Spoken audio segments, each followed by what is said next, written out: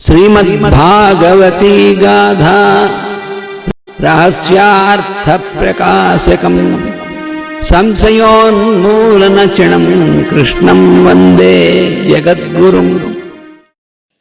वंदे श्री राधिकां देवीं वृन्दारण्यविहारिणीं यस्याः कृपां विना कोऽपि न कृष्णं ज्ञातुमर्हति।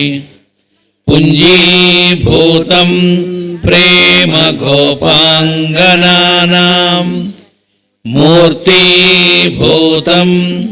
भागधेयं यदूनां एकीभूतं गुप्तवित्तं श्रुतीनां स्यामीभूतं ब्रह्म मे सन्निधत्ताम्।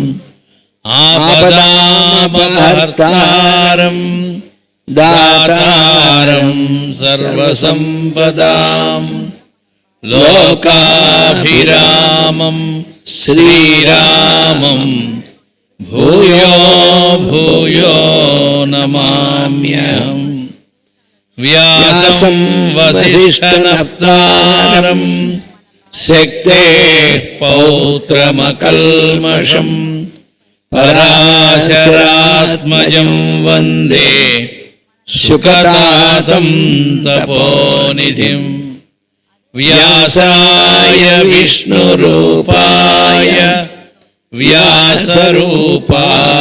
विष्णवे नमो वै ब्रह्मनिधये वासिष्ठाय नमो नमः। श्रीमद्भागवती गाथा रहस्यार्थ प्रकाशकम् संशयोन्मूलनचिणं कृष्णं वन्दे जगद्गुरुं। वन्दे गुरुमनन्तार्यं वेदमार्गप्रवर्तकम् आयुर्वेदस्य पारज्ञं सर्वलोकहितैषिणं। नारायणं नमस्कृत्य नरं चैव नरोत्तमं देवीं सरस्वतीं व्यासं ततो जयमुदीरयेत्।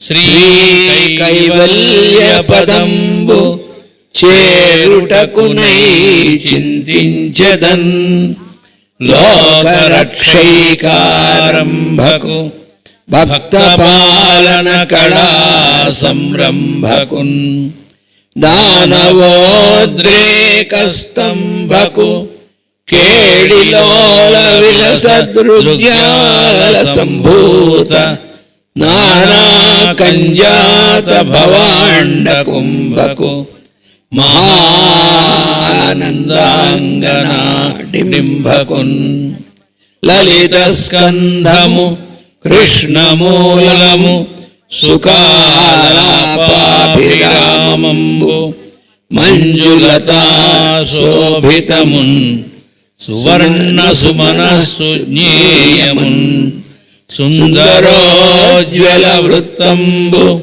మహాఫలంబు విమల వ్యాసాల వాలంబునై వెలయన్ భాగవతాఖ్య కల్పతరు ఉర్విన్ సద్విజశ్రేయమై సర్వవేదార్థ తత్వజ్ఞం వేదార్థ ప్రతిపాదకం పురాణసార సర్వజ్ఞం కృష్ణం వందే జగద్గురుం.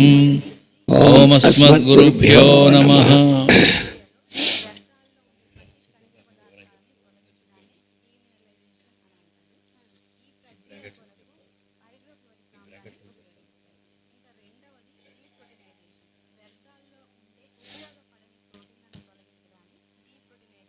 మనం ఇక్కడ ఆది మూల అవతారము అని దాని గురించి మనకి తెలియజేస్తున్నారు. ఈ ఆదిమూల అవతారం అనేటువంటి దాన్నే శ్రీహరి అవతారం అని కూడా అంటారు అని ఇక్కడ మనకి చెప్పారు. ఇది ఏమిటి ఈ అవతారం అని అంటే, పూర్వం గజేంద్రుడు బలిష్టమైనటువంటి మొసలి పట్టుబడి ఉండి 1000 సంవత్సరాలు పోరాడి కూడా గెలవకలేకపోతే మొరబెట్టుకున్నట్ట. ఆ మొరబెట్టుకుంటే దేవతలు ఎవరిని మొరబెట్టుకున్నా వాడు రక్షించలేకపోయారు. ఎందుకంటే వాడు సర్వాంతర్యామిత్వం అటువంటిది లేకపోవడం వల్ల. అప్పుడు గజేంద్రుడు శ్రీహరి ఆయన్ని స్మరించి నీవే తప్ప ఇతఃపరం బెరుగ అని ఆయన ప్రార్థిస్తే, అప్పుడు నారాయణుడు హరిరూపం దాల్చి వచ్చి మొసల్ని ఖండించి గజేంద్రుని రక్షించాడు. ఆ అవతారం అది శ్రీహరి అవతారము అని. దీనికి వివరణం మాస్టర్ గారు ఇక్కడ ఇస్తున్నారు రహస్య ప్రకాశం. జీవుడు తల్లి గర్భమనందు ఉన్నప్పుడు ప్రజ్ఞ యొక్క విచిత్రమైన పరిమితత్వమున చిక్కుపడును. ఇవాళంతా చూసారా మనం ఉదయం నుంచి కూడా ఈ తల్లి గర్భంలో ప్రవేశించడం, ఆ తల్లి గర్భంలో పెరగడం, దీనికి బ్రహ్మాండంలో ఉన్నటువంటి దానికి ఉన్నటువంటి సమన్వయ సంబంధాదుల గురించే మనం ఇవాళ ఉదయం నుంచి కూడా చెప్పుకుంటున్నాం. ఇంతకుముందు అవతారాల గురించి చెప్పినప్పుడు కూడా, అంటే భగవంతుడి యొక్క అవతారాలు అనేటువంటిది మొదట బ్రహ్మాండ సృష్టిలో అనేటువంటిది ఆ రూపంలోనూ భగవంతుడు అవతరించడమే జరుగుతుంది, పరమాత్మ. ఆ తర్వాత పిండాండములు అంటే జీవుల యొక్క సృష్టిలో కూడా ఆ భగవంతుడే ఆ రూపంలో మళ్ళీ అవతరించడం జరుగుతుంది. ప్రతి జీవి కూడా ఆ జీవి యొక్క జననం అనేటువంటిది తల్లి గర్భంలో పెరిగి, అంటే తల్లి గర్భంలో పెరగడం మరి పక్షులు అవి తల్లి గర్భంలో కాదు కదా, అంటే తల్లి గర్భంలో కామైనా గుడ్డులో అయినా పెరుగుతాయి కదా. ఎలా అయినా ప్రాసెస్ అనేటువంటిది, ఆ విధానం అనేటువంటిది. ఇప్పుడు ఇక్కడ ఈ గజేంద్రుడు మొసలి యొక్క పట్టులో చిక్కుకున్నాడు అనేటువంటి దేనికి సమన్వయించింది ఏంటంటే, జీవుడు తల్లి గర్భంలో ప్రవేశించినప్పుడు ఆ జీవుడి యొక్క ప్రజ్ఞ అంటే మనందరికీ అన్నమాట. మనందరం తల్లి గర్భంలో 9 నెలలు పూర్తిగా సంపూర్ణంగా పెరిగిన తర్వాత మనం ప్రసవింపబడి బయటికి బాహ్య ప్రపంచంలోకి వచ్చాం. ఈ తల్లి గర్భంలో ఉన్నప్పుడు ప్రజ్ఞకి ఏమవుతుందంటే ఒక చిత్రమైన పరిమితత్వము అనేటువంటిది ఏర్పడుతుంది.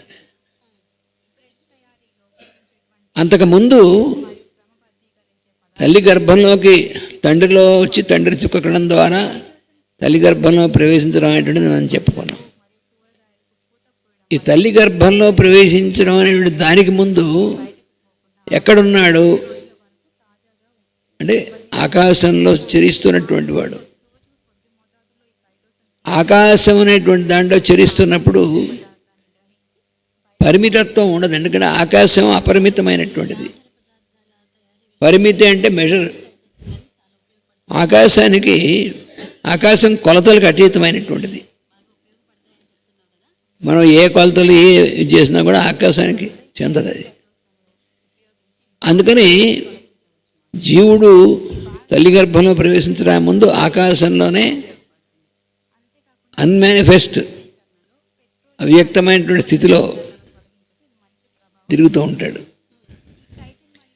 అప్పుడు ఆకాశంలో ఉంటాడు కాబట్టి ఆకాశం యొక్క తత్వం అపరిమితత్వం. అందుకని పంచభూతాలలో ఆకాశం కూడా మొట్టమొదటిది. ఆకాశం నుంచి వాయువు అంటే సూక్ష్మమైనటువంటి స్థితి నుంచి స్థూలమైనటువంటి స్థితికి కట్టుకోవడం జరుగుతుంది అని మనకి ఆర్డర్లో కూడా ఆకాశాద్ వాయు వాయోరగ్ని అగ్నేరాప అని వరుస ఇచ్చారు. అభ్య పృథివీ అని. ఈ పంచభూతతత్వం అనే పంచభూతాలు అనేటువంటివి లలో సూక్ష్మమైనటువంటిది ఆకాశము. అయితే పంచభూతాల్లో ఉన్నటువంటి ఆకాశం అనేటువంటిది ఈ జీవుడు యొక్క పరిమిత తత్వంలోకి దిగుతున్నటువంటి జీవుడి యొక్క శరీరంగా కట్టుకోవడానికి కావాల్సినటువంటి ఇవి రావడం కోసం ఏర్పడినటువంటి ఒక యూనిట్ ఆకాశం అన్నమాట. అంటే దీన్ని మనకి పంచభూతాల్లో ఆకాశం ఉంది, ఈ పంచభూతాలకు అతీతంగా కూడా ఆకాశం ఉంది. ఎలా మనం తెలుసుకోవాలంటే ఇది యూనిట్ ఆకాశం.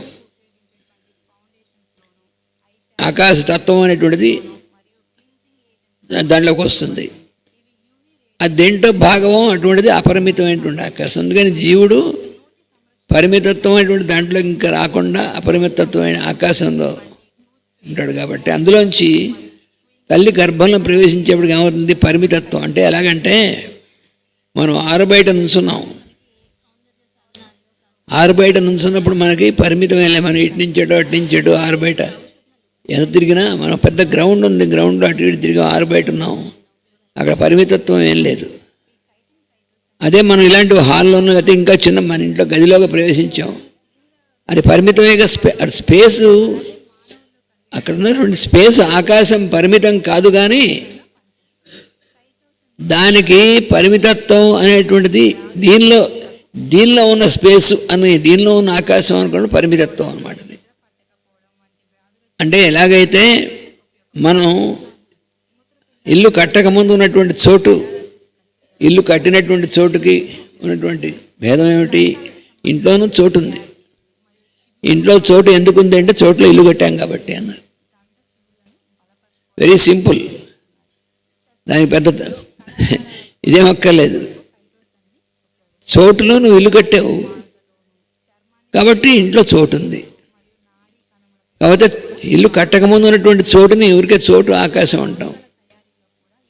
ఇల్లు కట్టినటువంటి దాంట్లో ఉన్నటువంటి చోటుని ఇది పూజా మందిరం, ఇది వంట ఇల్లు, ఇది బెడ్రూమ్, ఇలా పేర్లు పెట్టుకుంటాం. ఆకాశమే అంతాను, అదే ఆకాశం. కానీ దాన్ని మన అరేంజ్మెంట్స్ కోసం మనం పరిమితి ఏర్పరచుకుంటాం. దాని కొలతలు, ఈ బెడ్రూమ్ ఎంత ఉందంటే ఏదో 10x12 ఉంది, 12x13 ఉంది. మనం ఏదో అన్ని కొలతలు వెళ్తాం. అంటే కొలుస్తున్నాం. అది కూడా దేన్ని కొలుస్తున్నాం అంటే స్పేస్ని కొలుస్తున్నాం అనుకుంటాం మనం. మరి స్పేస్ కొలతలకు అతీతం, ఆకాశం కొలతలకు అతీతంగా నిజమే. కానీ మనం కట్టుకున్నటువంటి ఒక లిమిటేషన్ పెట్టుకుని దీంట్లో స్పేస్ అని చూసారా? ఇప్పుడు నదిలో నీళ్లు ప్రవహిస్తూ ఉంటాయి, అవి అపరిమితత్వం. దాన్ని ఒక చెంబు ముంచి నీళ్ళు తీసుకొచ్చాం. ఈ చెంబులో ఉన్న నీళ్ళు నదిలో నీళ్ళే, కానీ ఇప్పుడు చెంబులో ఉన్న నీళ్ళు అయ్యాయి. మరి చెంబులో పరిమితం కంటైనర్. ఈ కంటైనర్ సైజుని బట్టి ఆ నీళ్ళు అన్నీ పడతాయి అందులో. కాబట్టి చెంబులో ఉన్న నీళ్లు పరిమితంగా ఉన్నాయంటే ఆ పరిమితత్వం నీళ్ళది కాదు, చెంబుది. ఇలాగే ఈ ఆకాశంలో మనం ఏర్పరచుకునేటువంటి దాంట్లో లోపల ఆకాశం బయట ఉన్న ఆకాశానికి ఉన్నటువంటి సంబంధం అది. అలాగే మనం కూడా మన ప్రజ్ఞ అనేటువంటి జీవుడి ప్రజ్ఞ అనేటువంటిది ముందు అపరిమితత్వంలో ఉన్నటువంటి దీంట్లో ఉంది, కాస్త అప్పటిదాకా ఉన్నటువంటిది అంటే ప్రజ్ఞ కదా. అంటే కాన్షియస్గా ఉంటుంది అక్కడ. అది తల్లి గర్భంలో ప్రవేశించేప్పటికి మనం గదిలో ప్రవేశించినట్టుగా పరిమితత్వం అనేటువంటిది ఇక్కడ ఉంది రహస్యం అంతా. ఈ ఆకాశానికి కూడా మనకు ఒకవైపునేమో గగనం అంటారు ఒక చోట, ఆ పదానికి సంబంధం ఉంది. ఆకాశంలో కూడా డిఫరెంట్ ఆకాశాలు, అంటే ఒక్కొక్క ప్లేన్ పైకి వెళుతున్న కొద్ది మహత్ అంటారు. మహత్ అనే దానికి మళ్ళీ తర్వాత వచ్చేదానికి ఆకాశం, తర్వాత గగనం. ఆ గగనం కూడా గమనం వల్ల జనించేది అని. గగనం అంటే గమ్ అంటే కదలిక, గగనం అంటే కదులుతూ ఉండేటువంటిది. అబ్సల్యూట్ ఆకాశం న్యూట్రల్గా ఉంటుంది, దానిలో కదలిక ఉండదు. దానిలో కదలిక అనేటువంటిది ప్రారంభమైన తర్వాత అది డిసెండ్ అయ్యి కింద స్థితిలోకి రావడం జరుగుతుంది. అందుకని గగనం అప్పుడు అనేటువంటిది ఈ గమనం అనేటువంటిది ఏర్పడితే ఆకాశంలో అది గగనం అవుతుంది అన్నమాట.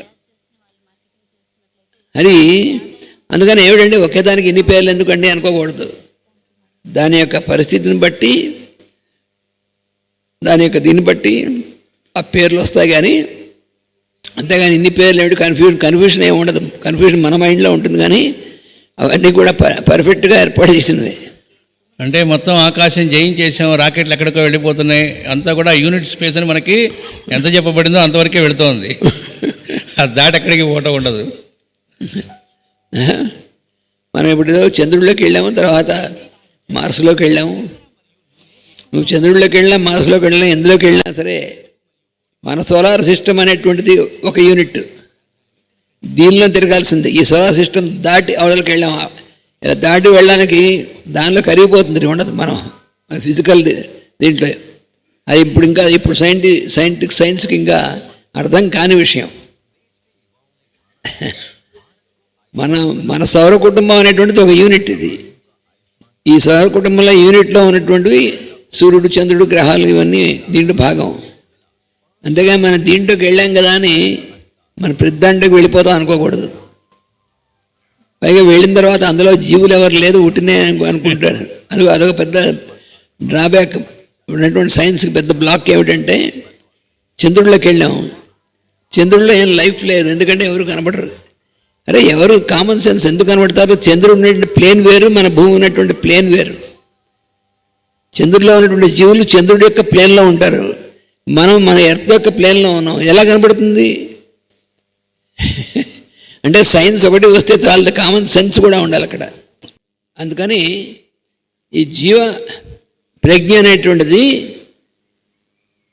ఈ లోపలికి వచ్చినప్పుడు చిత్రమైన పరిమితత్వం అనే చిక్కుపడను. మాటలు, పదాలు చాలా జాగ్రత్తగా చదువుకోవాలి. ఇంకా ఇలా చదివేసుకుంటూ వెళ్ళిపోతే ఏం తెలియదు. పరిమితత్వం నిజంగా లేదక్కడ, కానీ చిత్రమైన పరిమితత్వం అనేటువంటిది దానిలో చిక్కుపడిందిట ఈ లోపలికి రావడం వల్ల, తల్లి గర్భంలో ప్రవేశించడం వల్ల. భూమిపై పడకమందు శ్వాస రూపమైన వ్యక్త ప్రజ్ఞ ఉండదు. అంటే తల్లి గర్భంలో మనం ఉన్నప్పుడు, మనం ప్రసవించబడి మనం తల్లి గర్భంలోంచి బయటకు వచ్చేంత వరకు ఈ శ్వాస రూపమైనటువంటి ప్రజ్ఞ ఉండదు. అంటే శ్వాస, ఫీటస్కి హార్ట్ బీట్ ఉంటాయి, కానీ శ్వాస, ఉచ్ఛ్వాస, నిశ్వాసలు ఇంకా ఫీటస్కి ఉండవు తల్లి గర్భంలో ఉన్నప్పుడు. తల్లి గర్భంలోంచి బయటకు వచ్చిన తర్వాత ఫస్ట్ కేర్ అంటుంది సరే, ఫస్ట్ పుట్టినటువంటి శిశువు ఏడవడం అనేటువంటిది ఉంటుంది. మాస్టర్ గారు అంటారు, బయట శిశువు వచ్చిన తర్వాత శిశువు ఏడవకపోతే పెద్దవాళ్ళు ఏడుస్తారని. అయ్యో శిశువు లేదే అని. ఆ శిశువు ఫస్ట్ ఏడవడం చూసారా, అది స్టార్టింగ్ ఆఫ్ రెస్పిరేషన్. అంటే ఉచ్ఛ్వాస నిశ్వాసల ఆ నిశ్వాస స్టార్టింగే శిశువు గట్టిగా ఏడవడం అనేటువంటిది, అది స్టార్టింగ్. అందుకని బయటకు వచ్చేంత వరకు ఆ ప్రజ్ఞ ఉండదు, అది శ్వాసరూపమైన వ్యక్త ప్రజ్ఞ ఉండదు. అంటే శ్వాసరూపమైనటువంటి ప్రజ్ఞ వ్యక్త ప్రజ్ఞ అన్నారు. ఈ ప్రతి వర్డ్కి ఉంది వ్యక్త ప్రజ్ఞ, అవ్యక్త ప్రజ్ఞ. వ్యక్త ప్రజ్ఞ అంటే మనం బయటికి ఉచ్చరించడానికి వీలైనటువంటిది, అందువల్ల మనకి శబ్దంగా బయటికి ఆ ఏడుపు అనేటువంటిది, శిశువు యొక్క ఏడుపు అనేటువంటి రూపంలో మొట్టమొదటిగా అది బయటికి వ్యక్తం అవుతుంది, అది వ్యక్త ప్రజ్ఞ. కానీ ఇక్కడ వ్యక్త ప్రజ్ఞ ఉండదు. అంటే శిశువు లోపల ఉన్నటువంటి శిశువు ఉచ్ఛ్వాస నిశ్వాసాలు ఎందుకు ఉండమంటే, లోపల శిశువు కేరమని ఏడిచాడు అనుకోండి, తల్లికి చాలా ఇబ్బంది. అంటే మన కామన్ సెన్స్తో ఆలోచించాలి. ఎందుకు అలా పెట్టాడు భగవంతుడు అంటే, మనం నిజంగా సైంటిఫిక్గా ఆలోచన అంటే అలా ఆలోచించాలి. అంతేగాని ఏదో దీంట్లో ఇన్స్ట్రుమెంట్ పెట్టి చూసాం అది కాదు కావాల్సింది. తల్లి గర్భంలో శిశువు పెరుగుతున్నప్పుడు హార్ట్ బీట్ పర్వాలేదు, ఎందుకంటే అది బయటకు వినిపించదు కాబట్టి. అది కాకుండా ఉచ్ఛ్వాస నిశ్వాసాలు జరిగితే శిశువు కేరమని ఏడిచాడు అనుకోండి, వాడు ఆకలి వేసినప్పుడు ఏడిచి, వాడు చేసినప్పుడు ఏడిచాడు అనుకోండి శిశువు లోపల, అప్పుడు తల్లికి ఎలా ఉంటుంది? నరకం. ఆ శిశువు మూమెంట్స్ అప్పుడే కొంత ఇన్కన్వీనియన్స్ ఉంటుంది తల్లికి, అంతగా మించి ఇన్కన్వీనియన్స్ ఉండకూడదు. కానీ ఈ సౌండ్ వల్ల ఇన్కన్వీనియన్స్ ఇంకా ఎక్కువ అవుతుంది. అందుకని అవ్యక్తమైనటువంటి ప్రజ్ఞ, వ్యక్త ప్రజ్ఞ ఉండదు. అంటే ఎందుకు ఉండదు అంటే అందుకు ఉండదు, అది ఇక్కడ చెప్తున్నటువంటిది. ఇంకోటి ఏంటంటే, రుద్రుడు అనేటువంటి ఆయన యొక్క అనుగ్రహం వల్ల, ఆయన ఆదేశించినందువల్ల ప్రచేతసులు అనేవాళ్ళు పనిచేయటం వల్ల ఆ బిడ్డ అనేటువంటి వాడు ఏడవటం చేయగలుగుతాడు. అందుకే దాన్ని రోదనము అన్నారు. రుద్రుడి నుంచి వచ్చింది కాబట్టి రోదనం అన్నారు. ఆ సౌండ్ చేయడం శిశువు యొక్క సౌండ్ అని రోదనం అన్నారు. రోదనం అంటే ఏడుపు అంటే మామూలుగా పెద్దవాళ్ళు ఏడుపు లాంటిది ఏడుపు కాదు అది. మనం వేరియస్ రీజన్స్లో ఏడుస్తుంటే ఏదో ఏడుస్తున్నాళ్ళే అని. శిశువు యొక్క ఏడుపు రోదనం అని ఎందుకన్నారంటే రుద్రుడు అంటే అది అది ఒక వైబ్రేషన్ నుంచి వచ్చినటువంటిది అనమాట. అందుకని లార్డ్ ఆఫ్ వైబ్రేషన్ రుద్రుడు అంటే.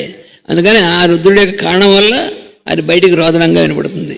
అది అక్కడ ఉండదు, తల్లి గర్భంలో ఉన్నప్పుడు ఉండదు. కనుక జీవుడు స్వప్నము వంటి స్థితిలో చిక్కుబడును. తల్లి గర్భంలో ఉన్నప్పుడు ఆ జీవుడు స్వప్నం లాంటి స్థితి ఉంటుంది అక్కడ. అంటే స్వప్నం లాంటి స్థితి అంటే ఏమిటండి అంటే మనం కళ మనందరికీ తెలుసు. స్వప్నం లాంటి స్థితిని ఎందుకు పోల్చారంటే స్వప్నంలో కూడా మనం ప్రయాణం చేస్తున్నట్టు ఉండడం ఉంటుంది, మనం అన్నం తినడం ఉంటుంది, రకరకాల మెలుకున్నప్పుడు మెలకుగా ఉన్నప్పుడు ఏ ప్రక్రియ అయితే ఉంటాయో అన్ని ప్రక్రియలు స్వప్నంలో ఉంటాయి. కానీ ఈ శరీరం అక్కడే ఉంటుంది, శరీరానికి ఏం వర్తించదు, అది వేరే ప్లేన్. ఇది కూడా మనం చాలాసార్లు చెప్పుకున్నాం, కానీ మళ్ళీ మనం గుర్తు చేసుకోవాలి. మన ప్రజ్ఞ ఎన్ని స్థితుల్లో ఉంటుంది అంటే 4 స్థితుల్లో ఉంటుంది. ఒకటి జాగ్రత్త అంటే జాగ్రత్తగా ఉండడం అర్థం కాదు. జాగ్రత్త అంటే మెలకు ఉండడం అని అర్థం. మెలకువ అంటే మనం ఇప్పుడు ఉన్నటువంటి స్థితి. జాగ్రత్త అంటే మెలకుగా అంటే ఇంద్రియాలు మనస్సు పనిచేస్తున్నటువంటి స్థితిని జాగ్రత్త అంటారు. రెండవది నిద్ర, సుషుప్తి అంటారు, నిద్ర అంటారు. అప్పుడేమవుతుంది? నిద్ర అంటే ఏమిటి అసలు? అది కూడా మనం నిద్రపోతాం తెలియకుండా మనకు తెలియని సంబంధం నిద్రపోతాం. కానీ నిద్ర అంటే ఏమిటి అంటే switching off the activity of senses and mind. అది నిద్ర అంటే మన యొక్క ఇంద్రియములు మనస్సు అనేటువంటి వాటిని ఆఫ్ చేయడం ఉంటుంది. అది ఆఫ్ స్విచ్ ఆన్ స్విచ్ మన కంట్రోల్లో ఉండవు. అది యోగ అయినటువంటి వాడు యోగ స్థితికి వచ్చాక వాడి కంట్రోల్లోకి ఇవ్వబడుతుంది. వాడికి ఎప్పుడు కావాలంటే ఇప్పుడు పని చేయిస్తాడు, మిగిలినప్పుడు వాడు మేలుకునే ఉంటాడు, కానీ వాడు నిద్రపోబడతాడు. అదే భగవద్గీతలో చెప్పింది. భగవద్గీతలో ఒక చోట కృష్ణుడు చెప్తాడు, యా నిశా సర్వభూతానాం, ఏదైతే జీవులందరికీ కూడా రాత్రి అవుతుందో తస్మిన్ జాగ్రత్త సంయమి అన్నాడు. సంయమి అంటే యోగం, అందరినీ కూడా సంయమనం అనేటువంటి స్థితి వచ్చినటువంటి వాడు యోగి అయినటువంటి వాడు. అందరూ నిద్ర ఎందులో అయిపోతారో అందులో మేలుకుంటాడు అంటే అర్థం మన సాఫ్ట్వేర్ ఇంజనీర్ లాగా రాత్రి అంతా కూర్చుంటాడు, అందరూ నిద్రపోతున్నాడు అర్థం కాదు. అంటే వీళ్ళందరూ యోగులు కాదు. అక్కడ ఏమిటంటే నిద్ర అనేటువంటి స్థితికి కంట్రోల్ అనేటువంటిది, ఇంద్రియములు మనస్సు ఆఫ్ అయిపోవడం ఆన్ అవ్వడం అనేటువంటి కంట్రోల్ అనేటువంటిది మనకు ఉండదు. మనం యోగ స్థితిలో లేం కాబట్టి.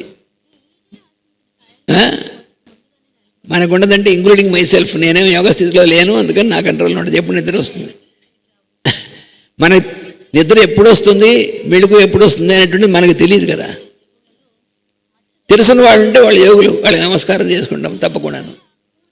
యోగులైనటువంటి వాళ్ళకి తెలుస్తుంది. అందుకని జాగ్రత్త అవస్థ అంటారు. అవస్థ అంటే అవస్థలు పడుతున్నారని అర్థం కాదు, స్థితి అని అర్థం. జాగ్రత్త, సుప్తి, మూడోది స్వప్నము అంటే డ్రీమ్ స్టేట్, స్వప్నం. దీన్ని మనకు మామూలుగా ఏం అలవాటు అంటే నిద్రపోయినప్పుడు కళ ఎక్కువ నిద్రపోతున్నప్పుడు వస్తాయి కాబట్టి నిద్ర కళ ఒకటే అనుకుంటాం మనం కలగాపులగం చేసుకొని. నిద్ర కళ ఒక స్టేట్ కావు, నిద్ర వేరే స్టేటు, స్వప్నం వేరే స్టేట్, వేరే స్థితి. అది వేరే ప్రొజెక్షన్. అందుకనే మన కళ అనేటువంటిది నిద్రపోతున్నప్పుడు ఎక్కలే, మెళుకుగా ఉన్నప్పుడు కూడా కళ మనకు వస్తూనే ఉంటుంది. మనం మెళుకుగా ఉంటాం అనుకుంటాం, మెళుకుగానే ఉంటాం, నిద్ర ఏం కళ మూసుకుని నిద్రపోవట్లే. అయినప్పటికీ కూడా ఒక్కోసారి మనకి చుట్టుపక్కల ఏం జరుగుతుంది ఏం తెలియదు, ఎందుకు మన మనస్సు ఇంకోటి ఇంట్లోకి వెళ్ళిపోతుంది, స్వప్నంలోకి, అంటే ఊహాగాంధీలోకి స్వప్నం లాంటి స్థితిలోకి వెళ్ళిపోతుంది. అందుకని స్వప్నము, ఈ స్వప్నం అనేటువంటి దాంట్లో అన్ని యాక్టివిటీస్ మెలుగుగా ఉన్నప్పుడు జరుగుతున్నట్లుగా ఉంటాయి, కానీ జరగవు అవి. మనం ప్రయాణం చేస్తున్నట్లుగా ఉంటుంది, కానీ నిజానికి మన శరీరం అక్కడే ఉంటుంది, ప్రయాణం అక్కడ చేయదు. కానీ మనం స్వప్నంలో ప్రయాణం చేస్తాం, అన్నీ ఒక్కోసారి మనం ఏదో ప్రవచనం చెప్పుకుంటాం, లెక్చర్స్ చెప్తాం, పాఠాలు చెప్తాం, కానీ ఏమేమి చేయొచ్చు ఆల్ యాక్టివిటీస్, ఏమేమి భౌతికంగా ఉన్నటువంటి దీంట్లో మెలకుగా ఉన్నప్పుడు యాక్టివిటీస్ అని అక్కడ ఉంటాయి. కానీ మెలకుగా లేం మనం, ఎందుకంటే ఇంద్రియములు మనస్సు స్విచ్ ఆఫ్ అయిపోయి ఉన్నాయి. అక్కడ మనం డైరెక్ట్గా ప్రత్యక్షంగా మనం చూడడానికి అవకాశం లేదు. కానీ మన మనస్సు వేరే దాంట్లోకి ప్రొజెక్షన్లోకి వస్తుందన్నమాట. అది స్వప్నం. ఈ మూడు కాకుండా నాలుగవది ఉంది. దాని పేరు ఏమిటి అన్నారంటే నాలుగవది అన్నాడు. అదేమిటండి? ఈ మూడింటికి ఏమో పేరు పెట్టారు, జాగ్రత్త, సుషుప్తి, స్వప్న అని. నాలుగో దాని పేరేం లేదండి. నాలుగవది అంటే నాలుగవది దాని పేరు. ఎందుకని అన్నారు, అది అసలు అబ్సల్యూట్ స్టేట్, మన అసలు నిజమైనటువంటి మన ప్రజ్ఞకు సంబంధించినటువంటి అసలైన స్థితి అది. కానీ మనం ఈ శరీరంలోకి వచ్చి ఇంద్రియాలు మనస్సు పనిచేసేటువంటి దీంట్లోకి వచ్చాం కాబట్టి అప్పుడప్పుడు ఏమవుతుందంటే ఆ స్థితిలోకి వెళుతూ ఉంటాం మనం, మళ్ళీ అందులో డ్రాప్ అవుతూ ఉంటాం. ఎప్పుడు అందులోకి వెళతాం అంటే ఒక మంచి సంగీతం వింటున్నాం అనుకోండి, కొంతసేపు మనకి ఇదంతా ఈ సంగీతం వింటున్నప్పుడు అందరూ లీనమైపోతాం చూసారా. అప్పుడు టైంకి మేమేం తెలియవు మనకి, అక్కడే ఉంటాం. కానీ అప్పుడు దాంట్లోకి వెళతాం కాసేపు. అలా ఒక సంగీతం చూస్తున్నప్పుడు కానీ, లేకపోతే ఏ హిమాలయ పర్వతాల్లోకి వెళ్ళి అక్కడ ఉన్నటువంటి దాంట్లో ఉన్నప్పుడు కానీ, ఇలా ఉన్నప్పుడు అప్పుడప్పుడు మనకి ఆ దాంట్లో తురియం, దాన్ని తురియం అంటారు, నాలుగవది, దాంట్లోకి వెళతాం. కానీ యోగి అయినటువంటి వాడు ఆ తురియ స్థితిలోనే ఎప్పుడూ ఉంటూ ఈ మిగిలినటువంటి వాటిలో అవసరమైనప్పుడు వస్తాడు. అది యోగికి మనకి తేడా. అందుకని ఇక్కడ ఈ తల్లి గర్భంలో ఉన్నటువంటి ప్రజ్ఞ మనకి ఏమవుతుందంటే పూర్తి ఆ ప్రజ్ఞ జీవుడు స్వప్నం వంటి స్థితిలో ఉంటాడు, చిక్కుబడి ఉంటాడు. అంటే ఆ స్థితిలో ఉన్నప్పుడు చిక్కుపడడం అంటే మనం చూసారా, అబ్బా వాడు చిక్కుకున్నాడు అంటారు చూసారా, అలా చిక్కుకోవడం అన్నమాట. అంటే మన ఒరిజినల్ స్టేట్ కాదు. చిక్కుకోవడం వల్ల ఏమవుతుందంటే మన ఎలా అయితే ఒక గదిలో పెట్టి బంధిస్తేనో లేకపోతే ఒక జైల్లో పెడితేనే మన ఫ్రీడమ్ లేకుండా ఎలా ఉంటామో అలా ఫ్రీడమ్ లేనటువంటి స్థితిలో ఉంటాడు, దాన్ని చిక్కుకోవడం అంటారు. మన జీవుడు మన ప్రజ్ఞ తల్లి గర్భంలో ఉన్నప్పుడు అలా ఉంటుంది. ఆ ప్రజ్ఞకు పూర్తి వికాసం ఉండదు. వికాసం అంటే డెవలప్మెంట్, ఫ్యాకల్టీస్ డెవలప్మెంట్ ఇవన్నీ ఇప్పుడు వస్తాయి, బయటకు వచ్చిన తర్వాత వస్తాయి తప్ప లోపల తల్లి గర్భంలో ఉన్నప్పుడు ఎలా వస్తాయి ఇవన్నీ? వికాసం ఉండదు. వికాసం అక్కడ ఎందుకు ఉండకూడదు అంటే అక్కడ కాళ్ళు చేతులు అనేటువంటివి ఏర్పడతాయి కానీ గమనం అనేటువంటిది ఉండదు. ఎక్కడ నడుస్తాడు వాడు తల్లి గర్భంలో ఉంటేవాడు? ఎందుకు ఉండదంటే మనం జాగ్రత్తగా సైంటిఫిక్గా ఆలోచిస్తే అర్థమవుతుంది మనకి. అవకాశం లేదు అందులో, అందుకని ఆయన నడుస్తాడు వాడు. అందుకని వికాసం అనేటువంటిది, డెవలప్మెంట్ అనేటువంటిది ఆ జీవికి తల్లి గర్భంలో ఉన్నంతసేపు ఉండదు, బయటకు వచ్చేదాకా. ఈ వికాసం లేకపోవడం, ఈ చిక్కుకోవడం అనేటువంటిది అది మొసలి పట్టు వంటిది. మొసలి పట్టుకోవడం అనేటువంటి కథలో ఉన్నటువంటిది అర్థం ఇది అని చెప్తున్నారు. ఆ కథ ఎప్పుడో జరిగిపోయినటువంటి కథ అయి ఉండొచ్చు, కానీ నిరంతరము మనకి జరుగుతున్నటువంటి కథే ఈ కథ. గజేంద్ర మోక్షం అనేటువంటి కథ నిరంతరం మనం తల్లిగర్భంలో ప్రవేశించినప్పుడు జరిగేటువంటి కథే ఇది. మనందరి కథను, మనందరం గజేంద్రుడిలో ఇరుక్కుపోతాం.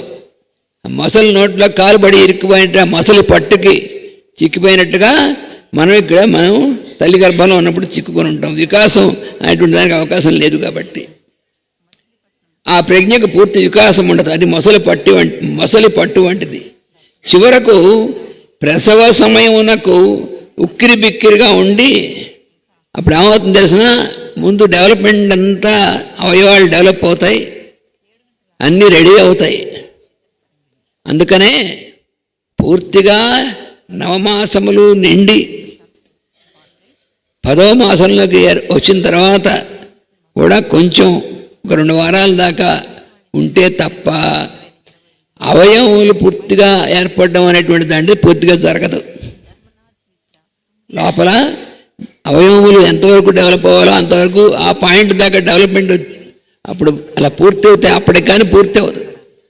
ఈ లోపల మీకు అమ్నియాటిక్ ఫ్లూయిడ్ తగ్గిపోయింది, మీకు ఆ లోపల అలా ఉంది ఇలా ఉందని మనం మభ్యపెట్టి వాళ్ళ ముందు తవరు 9th మంత్ రాగానే తీసుకొచ్చేసేయండి, బయట తీసేద్దామండి. తీసేస్తే ఏమవుతుంది, ఆ డెవలప్మెంట్ ఆ ఫ్యాకల్టీ డెవలప్మెంట్ ఎంతవరకు వల్ల పూర్తిగా రాదు.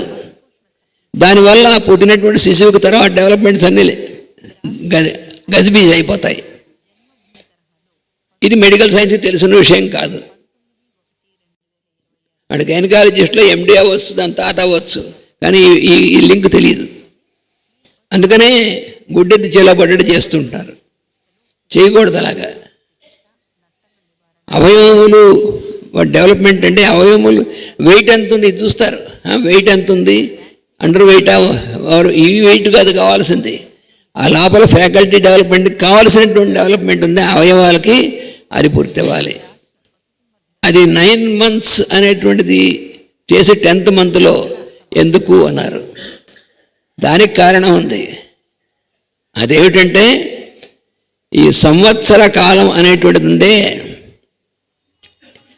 ఈ సంవత్సరం అనేటువంటిది మానవ సంవత్సరం అనేటువంటిది, ఈ సంవత్సర కాలం తల్లి గర్భంలో ఉన్నప్పుడు ఈ టైం స్కేల్ పనిచేయదు. తల్లి గర్భంలో ఉన్నప్పుడు ఏది పనిచేస్తుంది, దేవతల స్కేల్ పనిచేస్తుంది. అంటే ఇది అర్థం అవ్వడం కొంచెం మనకు అలవాటు లేదు కాబట్టి కష్టం. ఇందులో ముందు మాటలో ఇచ్చారు, ముందు మాటలో ఇచ్చేశారు. ఫస్ట్ భాగవతం నింటే ముందు మాటలో ఇచ్చారు. తల్లి గర్భంలో ఉన్నప్పుడు పనిచేసేటువంటిది దేవమానం పనిచేస్తుంది. అందుకని ఆ దేవమానం ప్రకారం 360 తల్లి గర్భం 24 పర్ణాలు 90 దినాలు పరమాయువు అని చెప్పుకున్నాం మనం. మన ఆయువు 90 సంవత్సరాలు అనేటువంటిది ఎందుకు అంటే 100 years అనేటువంటిది అంటే అప్రాక్సిమేట్గా 90 సంవత్సరాలు. ఈ కనెక్షన్ అనేటువంటిది ఒక సర్క్యులర్ ఇది. అది దేవతల యొక్క దేవమానాల్లో ఇది మొత్తం ఒకరోజే. ఈ తల్లి గర్భంలో మనం ప్రవేశించి మనం జరిగేటువంటిదంతా కూడా అది 4 quadrants. అవి 360. ఒక సర్కిల్కి ఎంత ఉంటే 360 degrees ఉంటాయి. ఈ 360 degrees సర్కిల్ 4 భాగాలు చేస్తే 4 quadrants అవుతాయి. అది ఈచ్ 90 degrees ఉంటుంది. మనకి రోజు కూడా అంతే. సూర్యోదయం నుంచి సూర్యాస్తమయం, సూర్యాస్తమయం నుంచి మళ్ళీ సూర్యోదయం, ఇది ఒక సర్కిల్ రోజు.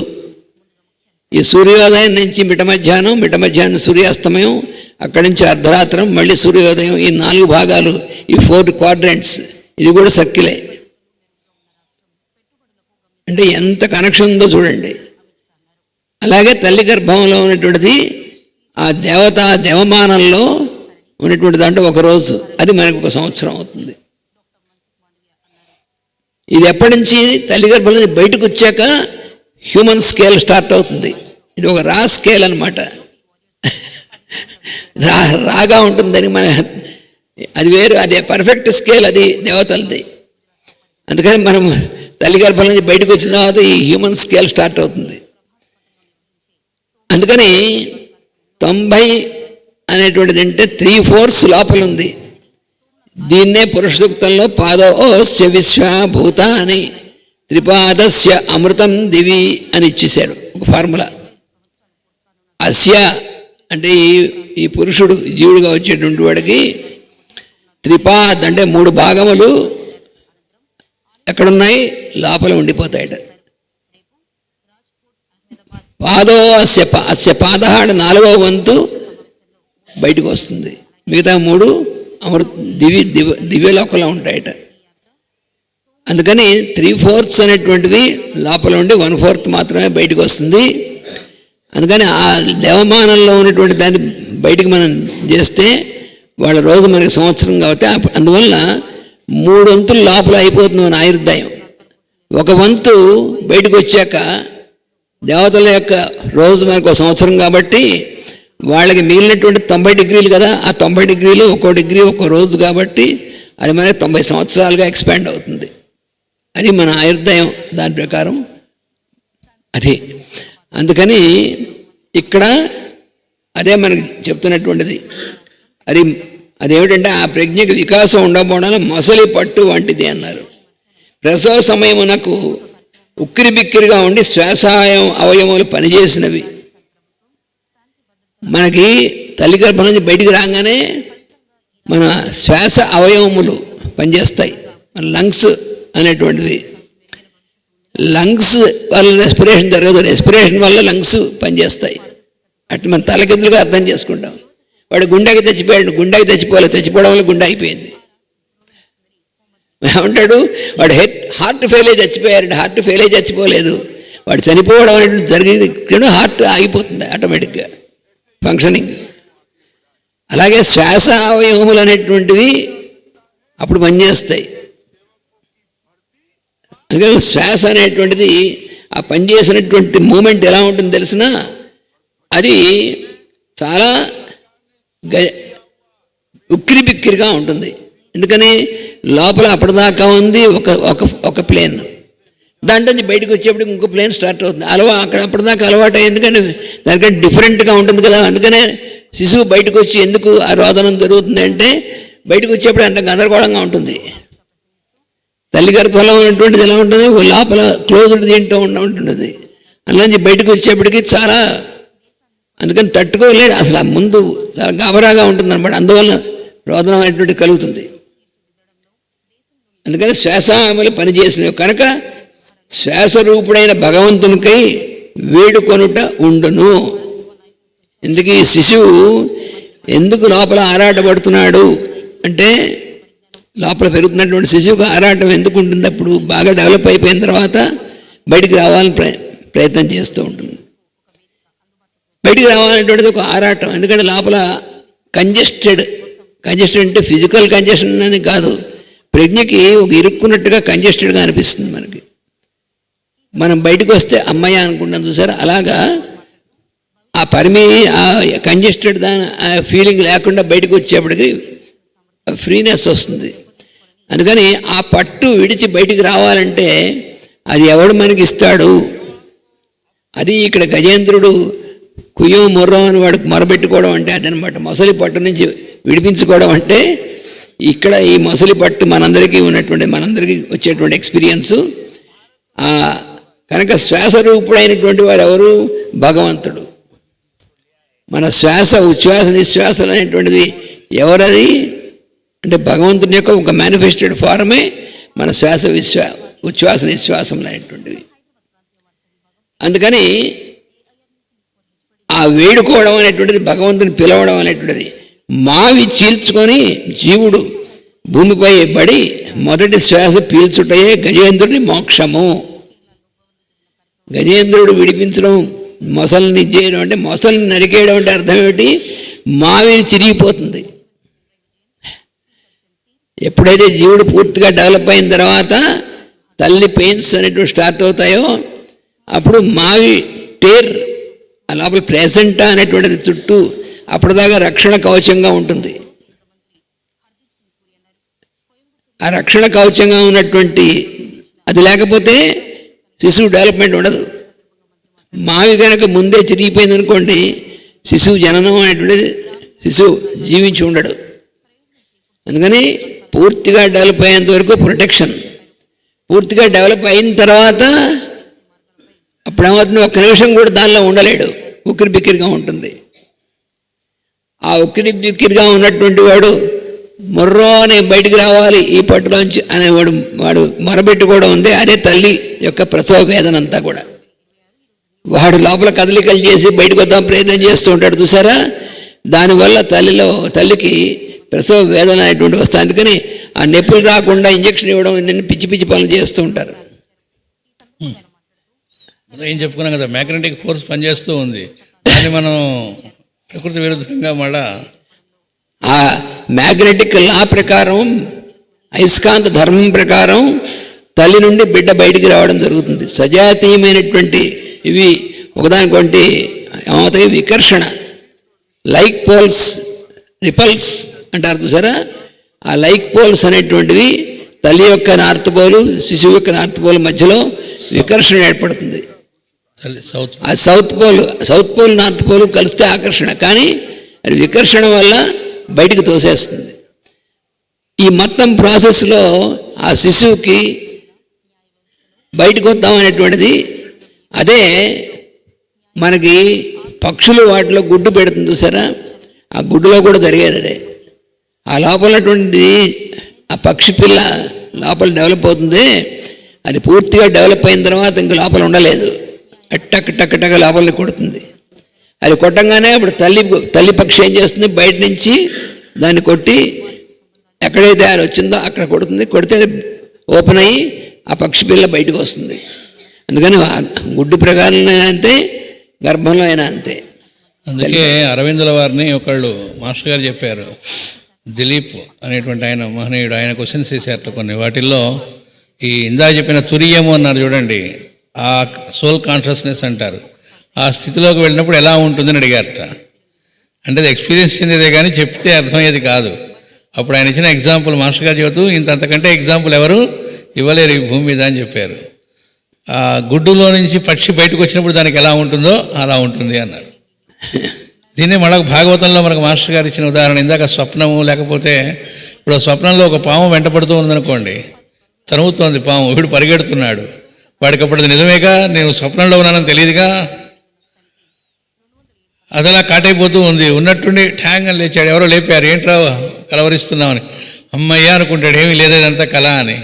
అట్లా ఇప్పుడు మనం ఉన్న లోకంలో కూడా ఎప్పుడో భగవద్ అనుగ్రహం వల్ల ఒక మెలకు వస్తుందిట. ఇదంతా కూడా ఇల్యూషన్లో ఉన్నాం అనేటువంటిది. ఇల్యూషన్ అంటే వీళ్ళంతా వేస్ట్ అని కాదు, మనం చూస్తున్న చూపులో నుంచి చూడవలసిన చూపులోకి వెళ్ళడం అనేది జరుగుతుంది. ఆ మెలకు అనేటువంటిది రావటం అనేది అప్పుడు ఎలా ఉంటుంది, ఊపిరి పీల్చుకున్నట్టుగా ఉంటుంది, ఒక్కసారిగా స్వేచ్ఛా విహంగంలాగా ఉంటుంది. అంటే ఈ రావడం అనేటువంటి శరీరంలో ఉన్నప్పుడే వస్తుంది. అంతేగాని అయ్యి బాబాయ్ ఇలా వస్తుందంటే శరీరం వదిలేప్పుడు కాబట్టి అయితే ఇప్పుడు మనకు ఎందుకులే అనుకోక్కర్లేదు. శరీరం వదిలేప్పుడు కాదు, శరీరంలో ఉన్నప్పుడే వస్తుంది ఆ మార్పు. ఆ వచ్చినటువంటి వాడు అంతా వాడు అలాగే ఉంటాడు. ఆ మార్పు వచ్చిన తర్వాత యోగి అంటే వారికి ఉచ్ఛ్వాస నిశ్వాసాలు చేయరు, లేదా ఆహారం తీసుకోరని అర్థం కాదు, అంతా ఉంటుంది. కానీ దాని యొక్క ఎక్స్పీరియన్స్లో మార్పు కలుగుతుంది. అందుకని వికాసం అనేటువంటిది కలుగుతుంది అనమాట. అంతేగాని ఏదో యాసిడ్ తాగేస్తాట అయినా తాగకూడ యాసిడ్లు తాగడం వాడు యోగా వాడు. అందుకని మావి చీల్చుకొని జీవుడు భూమిపై పడి మొదటి శ్వాస పీల్చుటయే గజేంద్రుని మోక్షము. అందుకని ఆ పడేటువంటి జీవి పడేటువంటి ఆరాటం ఏదైతే ఉందో ఆ ఆరాటమే గజేంద్రుడు నన్ను ఎవరు రక్షిస్తారు మొర్రో అని మొరబెట్టుకోవడం అనేటువంటిది ఆ ఆరాటం అనమాట. అది ఉచ్ఛ్వాస నిశ్వాసములే గరుత్మంతుడు. మన ఉచ్ఛ్వాస నిశ్వాసం అనేటువంటివి రెండు రెక్కలతో పోల్చబడుతుంది. ఈ ఉచ్ఛ్వాస నిశ్వాసములు కొట్టుకుంటూ ఉంటాయి, రెక్కలు కొట్టుకున్నట్టుగాను. సోహం సోహం అని దాన్ని గరుత్మంతుడు అన్నారు. గరుడునిపై ఎక్కి భగవంతుడు హరి అయి దిగివచ్చును. గజేంద్రుడు మొరబెట్టుకునేప్పటికీ ఆయన అర్జెంటుగా పరిగెత్తుకొచ్చేట. అప్పుడే శ్రీకింజెప్పడు శంఖచక్రయుగుళించేదో ఈ సంధింపడు అనే మన పద్యం ఉంది గజేంద్ర మోక్షంలో. ఉన్నవాడు ఉన్నట్టుగా బయలుదేరిపోయాడు అని. అది ఇదనమాట గరుడు మీద. అప్పుడు గరుత్మంతుడు కనుక పరిగెత్తుకొచ్చాడు, అయ్యి బాబాయ్ స్వామివారు బయలుదేరారు, మనం అర్జెంటుగానే పరిగెత్తుకొచ్చేట. అందుకని హరి అనగా ఇప్పుడు హరి అంటే ఏమిటి చెప్తున్నారు. ఇది కూడా చాలా సూక్ష్మమైనటువంటి అంశం. హరి అని ఎందుకన్నారు అంటే, హరి అనగా హకారము రేఫ, హకారము అనేటువంటి రకారము, ఈ రెండిటితో కూడినటువంటి నిశ్వాస ప్రయత్నమైనటువంటి మూర్తి.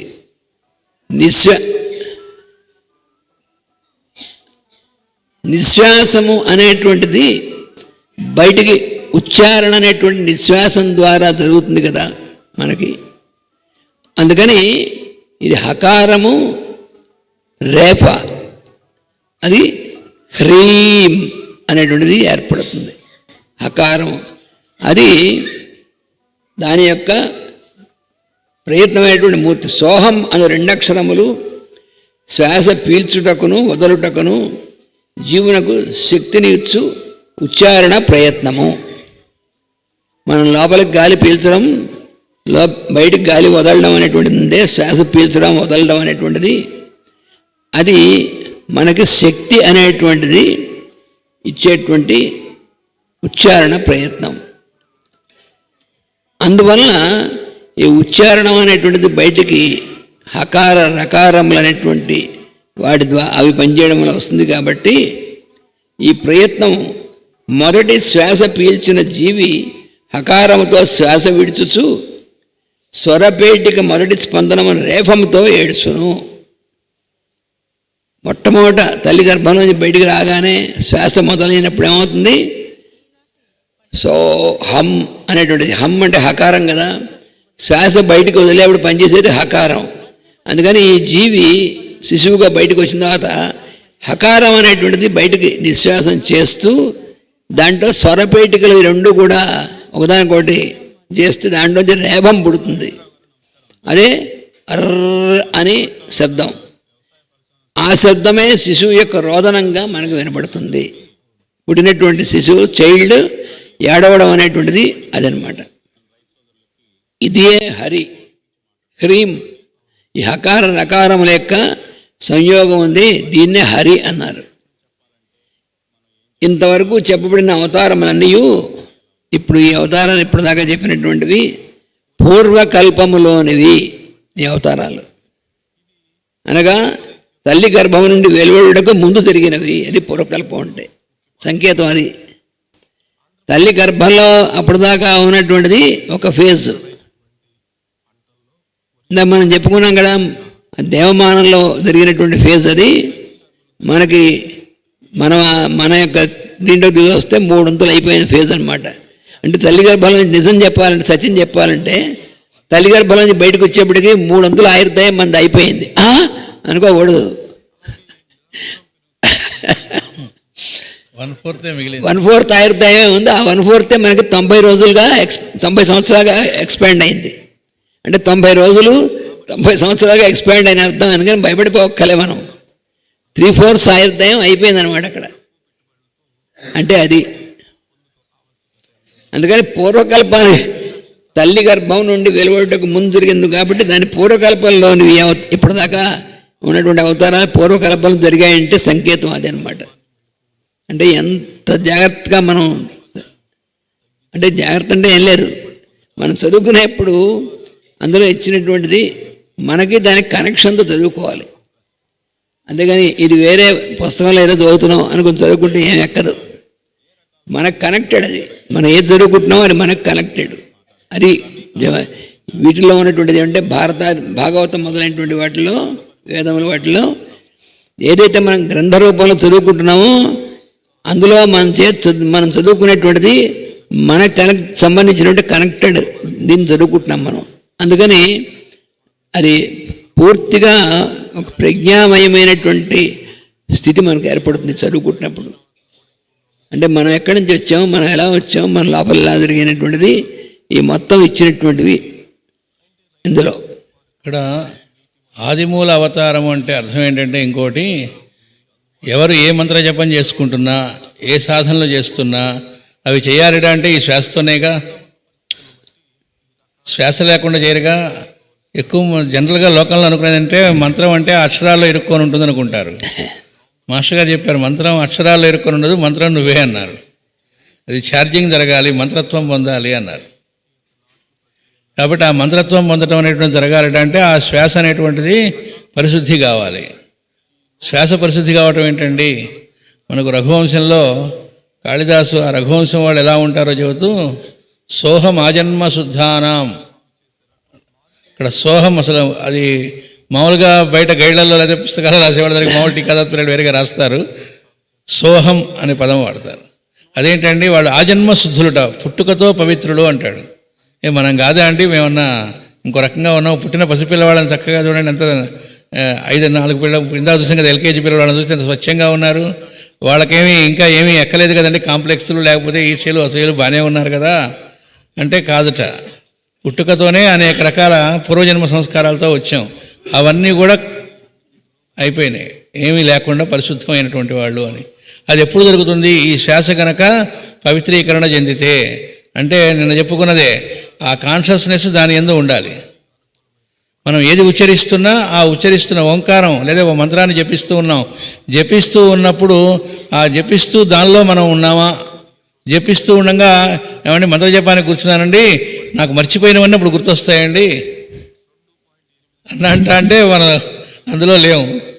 లేదా ఏదో సిలబస్ లాగా పెట్టుకొని శుక్రవారం ఫలానా, మంగళవారం ఇది, శనివారం ఇది, నేను ఆ దేవుడికండి, ఏదో ఆయనకి ఏదో ఓటేస్తున్నట్టు ఏదో టార్గెట్స్ పెట్టుకున్నానండి, పెళ్ళవ్వాలని, లేకపోతే 4 ఇళ్ళు కట్టాలని, ఏదో రకరకాలు పెట్టుకొని దీనికోసం దేవుడి మీదకి మాస్టర్ గారు చెబుతారు. అలా టార్గెట్ పెట్టి తుపాకీ పెట్టినట్టు జాగ్రత్త నీకు ఇవన్నీ చేస్తున్నాను అంటే నువ్వు ఏ రసీదైనా చింపివు, వాడేం పట్టించుకోండి, నేనేమైనా చెప్పానా అంటట. నేను ఎక్కడైనా రాసిచ్చానా నీకు? అగ్రిమెంట్ ఏం చేయలేదుగా మనతో దేవుడు, నువ్వు ఈ మంత్రం చేస్తే నేను ఇంకా చేస్తాను అగ్రిమెంట్ తీసేయడం మనకి.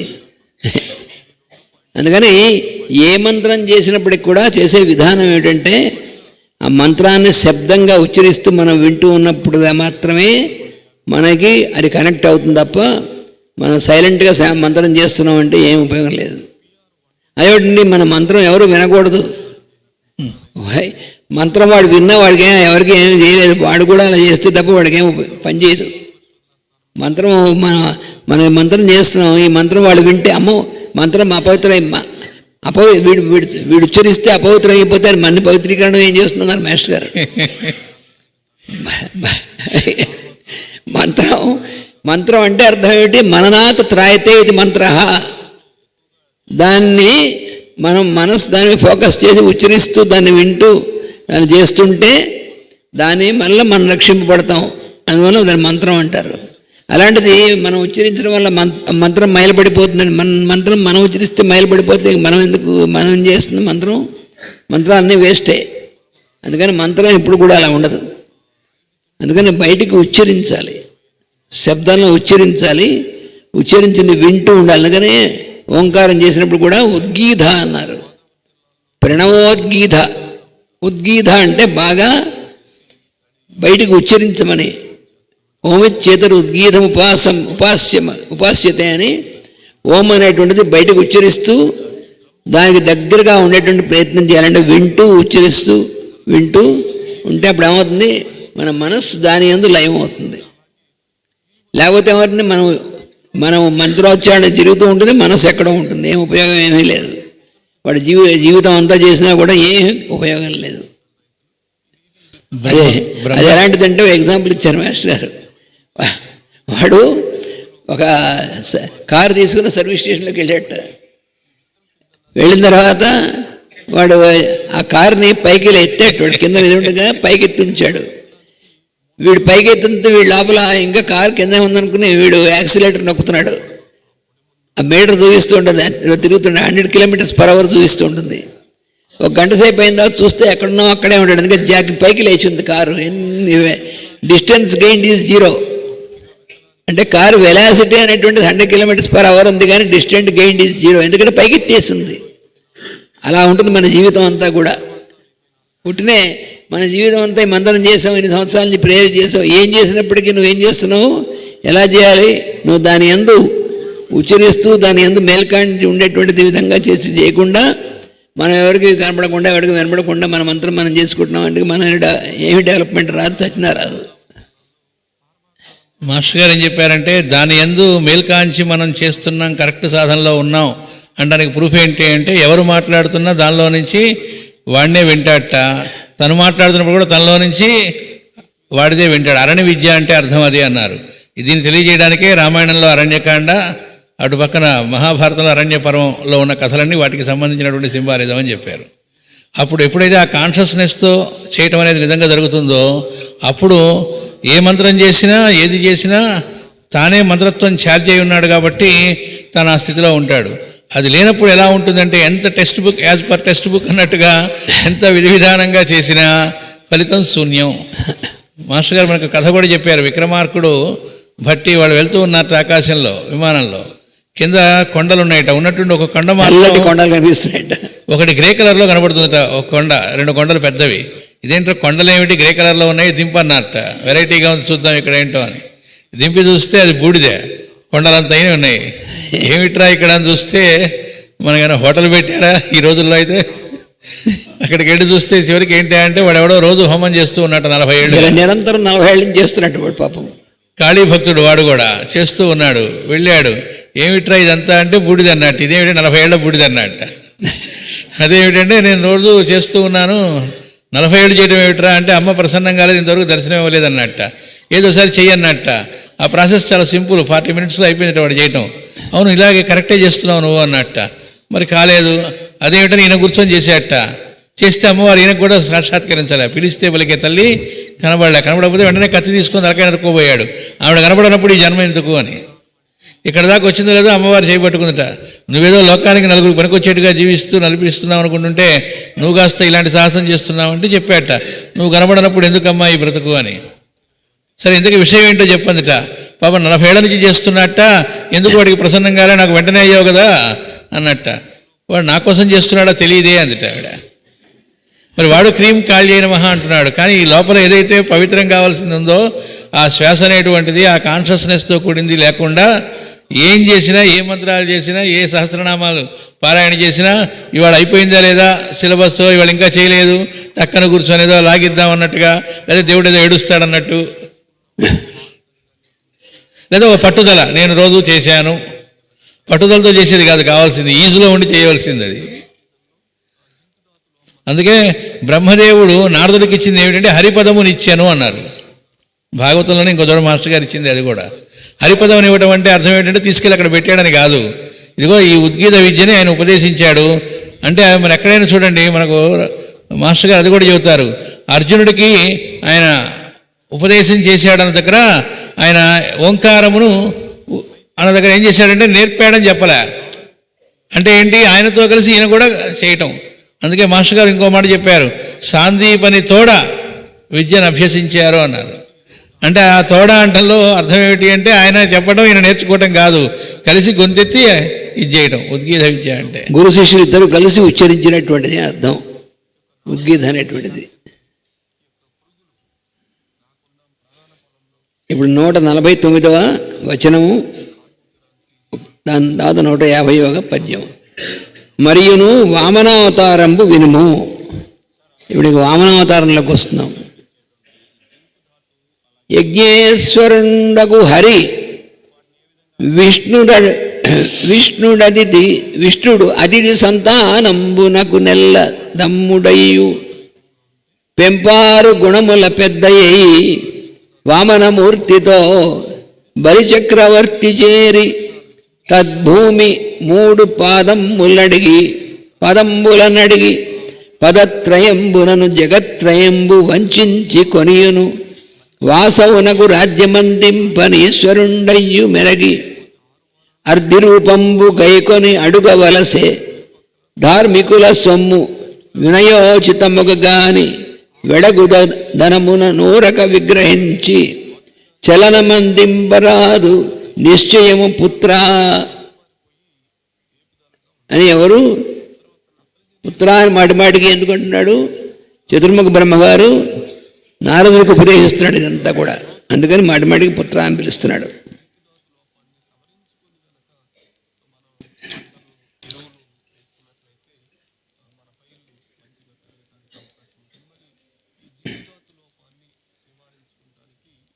ఇంకా వామనావతారమును గూర్చి చెప్పేదను.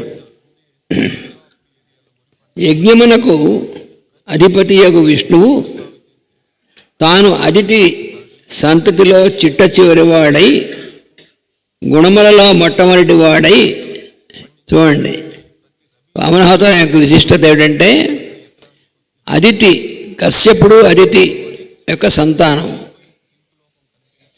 కశ్యపుడు ఆయన కశ్యప ప్రజాపతి, కశ్యప బ్రహ్మ అంటారు. ఆయన యొక్క భార్య అదితి. 2 భార్యలు ఉన్నారు, అదితి దితి అని. ఈ అదితి కుమారులైనటువంటి వాళ్ళందరూ కూడా ఆదిత్యులు లేక దేవతా గణం అందరూ కూడా అదితి కుమారులు. దితికి పుట్టినటువంటి వాళ్ళు దైత్యులు అంటారు. ఈ అదితి యొక్క సంతానంలో ఈ వామనుడుగా వచ్చినటువంటి వాడు శివుడి సంతానంట, అందరికంటే చిన్నవాట ఆయన. వామనావతారంలో యజ్ఞము యజ్ఞమునకు అధిపతియకు విష్ణువు తాను అతిథి సంతతిలో చిట్ట చివరి వాడై అయినప్పటికీ గుణములలో మొట్టమొదటి వాడై, అది అక్కడ చెప్పినటువంటిది. పుట్టడంలో చిట్ట చివరి వాడుగా పుట్టాడు, కానీ గుణాల్లో వాళ్ళందరికంటే హయ్యెస్ట్ దీంట్లో ఉన్నాడు. ఎందుకంటే ఆ స్వామి పూర్తిగా అబ్సల్యూట్గా ఆయనే దిగొచ్చాడు కాబట్టి. గుణములలో మొట్టమొదటి వాడై పొట్టివాని రూపమున అవతరించెను. ఈ పొట్టివానుడు అంటే కూడా ఏమిటో అది అందులో కూడా మనకి వివరం జరుగుతుంది. పొట్టివాని రూపం అవతరించెను. ఇంద్రుని రాజ్యమును హరించిన బలిచక్రవర్తి దగ్గరకు యాచకుని రూపమున వచ్చి 3 అడుగుల భూమిని ఇమ్మని యాచించెను. ఆ 3 అడుగులతో 3 లోకములను కొలిచి మరల ఇంద్రునకు ఇచ్చెను. ధర్మాత్ముడైన బలి దగ్గర నుండి తలచినప్పుడు వినయముగా ఉచితముగా యాచింపవలసినదే గాని వ్యర్థముగా రోషపడి విరోధం పెట్టుకొనటం వల్ల లాభము లేదు. ఈ వివరణ మనం చెప్తారు రహస్య ప్రకాశంలో.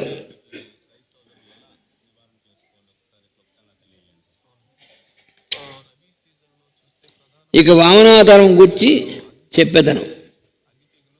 యజ్ఞమూర్తి యొక్క విష్ణుడు దేవతలతో పాటు అదితిదేవికి కనిష్ట పుత్రుడై జన్మించెను. అతడు సద్గుణ సంపన్నుడు, పుట్టివాడగుట వలన వామనుడని పేరు వచ్చెను. అతడు బలిచక్రవర్తిని సమీపించి తనకు 3 అడుగుల భూమి కావాలని యాచించెను. 3 అడుగులతో 3 లోకములను కొలిచి బలిని మోసగించి స్వీకరించి ఇంద్రునకు రాజ్యము ఇచ్చెను. ఈశ్వరుడు అయి ఉండి కూడా మోసగించుట యాచించుట చేయవలసి వచ్చెను. ఆయన లోక మొత్తానికి ఈశ్వరుడు అయినటువంటి వాడు. చతుర్ముఖ బ్రహ్మగారికి కూడా ఈశ్వరుడు అయినటువంటి వాడు. అట్లాంటి వాడు వాడి దగ్గరికి వెళ్ళి బలి దగ్గరికి వెళ్ళి యాచించవలసి వచ్చింది. మోసగించి స్వీకరించి ఇందునకు రాజ్యం ఇచ్చాను. ఈశ్వరుడు అయి ఉండి కూడా మోసగించడం యాచించడం చేయవలసి వచ్చిందన్నాడు. ఎందుకని అంటే చెప్తున్నారు, ధర్మ మార్గమున ప్రవర్తించు వారి సొమ్మును అపహరించవలని అనచో వినయముగా ఉచితముగా యాచించవలనే కానీ తెలివి తక్కువగా విరోధం పెట్టుకొని సాధించుటకు వీలు పడదు. చాలా జాగ్రత్తగా చదవాలి. మనం ఇక్కడ బలి చక్రవర్తి బలి అక్కడ దైత్యులుగా దాంట్లో పుట్టినంత మాత్రాన వాడు రాక్షసుడిని అర్థం కాదు ఆయన. అందుకని ఇక్కడ చెప్పాడు. ఇక్కడ ఏం చెప్పారు అక్కడ అంటే ధర్మ మార్గమున ప్రవర్తించువారు. బలి ధర్మ మార్గంలో ప్రవర్తించినటువంటి వాడు, ధర్మం తప్పలేదు ఎప్పుడు కూడా.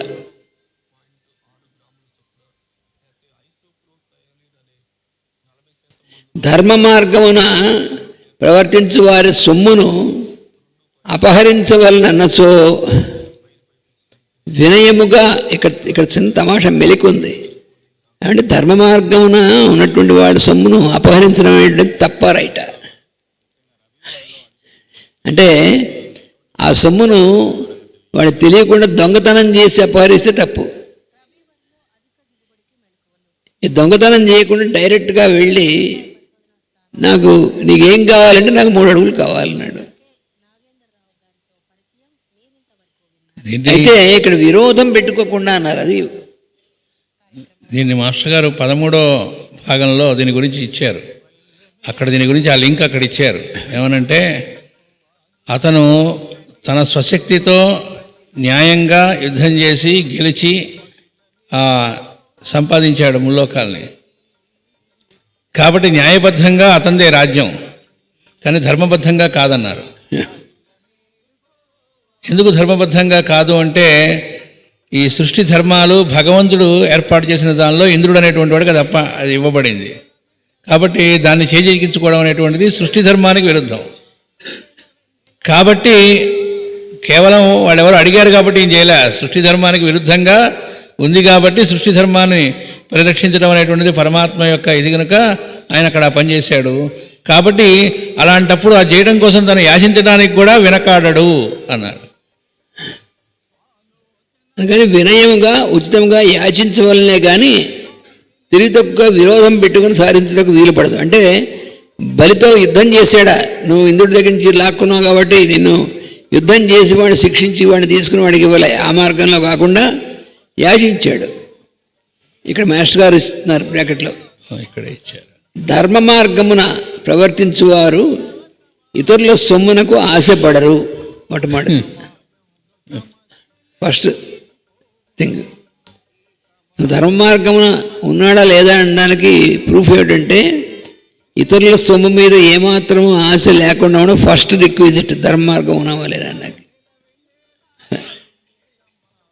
అట్టివాడు అయ్యును బలిచక్రవర్తి ఇంద్రుని రాజ్యంపై దండెత్తి శూరుల మార్గమున ఇంద్రుని రాజ్యమును అపహరించెను.